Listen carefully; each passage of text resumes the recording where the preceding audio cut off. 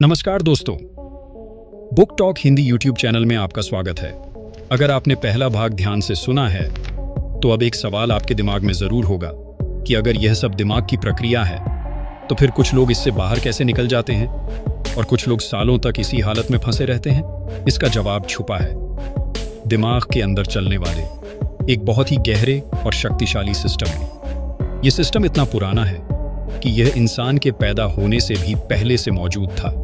इसे हम survival system कहते हैं। इंसान का दिमाग आज भी उसी नियम पर चलता है जिस पर हजारों साल पहले चलता था। फर्क सिर्फ इतना है कि तब खतरा बाहर से आता था और आज खतरा दिमाग के अंदर से आता है। अब इसे समझने के लिए हमें दिमाग के 3 बहुत महत्वपूर्ण हिस्सों को समझना होगा।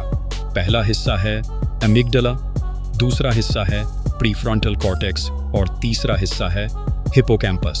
ये तीनों मिलकर तय करते हैं कि आप शांत रहेंगे या डरे हुए, मजबूत रहेंगे या टूटे हुए। अमिगडाला को आप दिमाग का अलार्म सिस्टम समझ सकते हैं। इसका काम है खतरे को पहचानना और तुरंत शरीर को तैयार करना। जैसे ही अमिगडाला को खतरा महसूस होता है, यह शरीर में स्ट्रेस हार्मोन्स छोड़ देता है। दिल की धड़कन तेज हो जाती है, सांसें छोटी हो जाती हैं और दिमाग अलर्ट हो जाता है। यह सिस्टम तब बहुत जरूरी था जब इंसान जंगल में रहता था। लेकिन आज समस्या यह है कि अमिगडाला को असली खतरे और कल्पना किए हुए खतरे में फर्क करना नहीं आता। जब आप बार बार भविष्य के बारे में चिंता करते हैं, जब आप बार बार पुराने दर्द को याद करते हैं, तो अमिगडाला को लगता है कि खतरा अभी भी मौजूद है और वह अलार्म बंद नहीं करता। यही वजह है कि एंजाइटी में इंसान हमेशा अलर्ट रहता है, बिना वजह डरता है, बिना वजह घबराता है। अब यहाँ दूसरी समस्या शुरू होती है। जब अमिगडाला ज्यादा सक्रिय हो जाती है तो वह दिमाग के सोचने वाले हिस्से प्रीफ्रंटल कॉर्टेक्स को दबा देती है। प्रीफ्रंटल कॉर्टेक्स वही हिस्सा है जो आपको लॉजिक देता है, प्लानिंग देता है और सही निर्णय लेने में मदद करता है। लेकिन जब यह हिस्सा कमजोर हो जाता है तो इंसान जानता तो है कि डर बेवजह है, लेकिन फिर भी उसे रोक नहीं पाता। यही कारण है कि एंजाइटी में इंसान खुद से कहता है कि सब ठीक है, लेकिन दिल नहीं मानता। अब यहाँ हिपोकैम्पस की भूमिका आती है। हिपोकैम्पस मेमोरीज को संभालता है। ये तय करता है कि कौन सी याद महत्वपूर्ण है और कौन सी नहीं। लंबे समय तक स्ट्रेस में रहने से हिपोकैम्पस कमजोर हो जाता है और जब ऐसा होता है तो दिमाग पुराने नकारात्मक अनुभवों को बार बार दोहराने लगता है। यही कारण है कि डिप्रेशन में इंसान बार बार वही बातें याद करता है जो उसे दर्द देती हैं। अब इन तीनों के बीच एक लूप बन जाता है। एमिगडाला खतरा महसूस करती है, प्रीफ्रंटल कॉर्टेक्स कमजोर पड़ जाता है, हिपोकैम्पस नकारात्मक यादें दोहराता है और यह चक्र चलता रहता है। इस लूप को ही एंजाइटी डिप्रेशन लूप कहा जाता है। यह लूप अपने आप नहीं टूटता क्योंकि दिमाग इसे खतरे से बचने का तरीका मान लेता है। अब यहाँ सबसे जरूरी बात यह है कि यह लूप आपकी गलती से नहीं बना है, यह आपके दिमाग की कंडीशनिंग से बना है। अब सवाल आता है कि अगर यह लूप इतना मजबूत है तो क्या इसे बदला जा सकता है? जवाब है हाँ, लेकिन इसके लिए पहले एक बहुत बड़ा भ्रम तोड़ना जरूरी है। भ्रम यह है कि हमें अपने विचारों को बदलना चाहिए।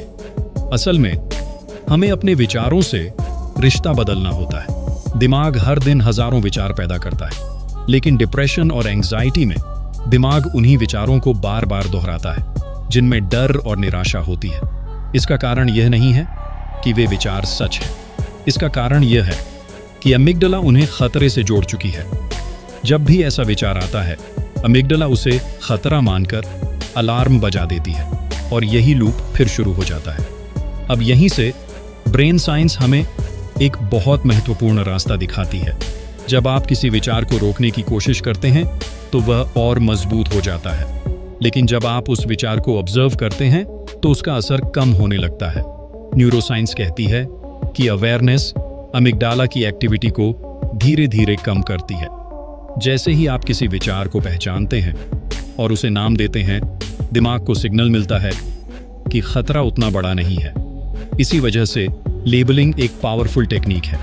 जैसे खुद से कहना, ये डर है, ये चिंता है, यह मेरी पुरानी आदत है। ये सिंपल शब्द अमिगडाला को शांत करने लगते हैं। अब यहाँ ब्रीदिंग का रोल आता है।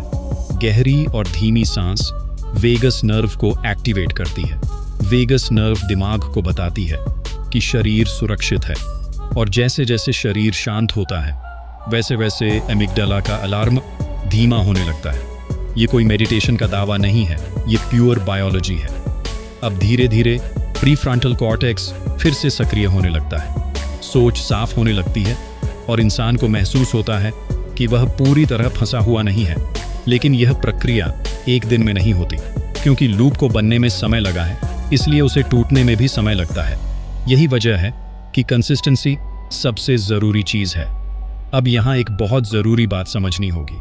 डिप्रेशन और एंग्जाइटी का मतलब ये नहीं है कि आप कमज़ोर हैं। इसका मतलब ये है कि आपका दिमाग बहुत लंबे समय तक मजबूत रहने की कोशिश करता रहा है और अब वह थक चुका है।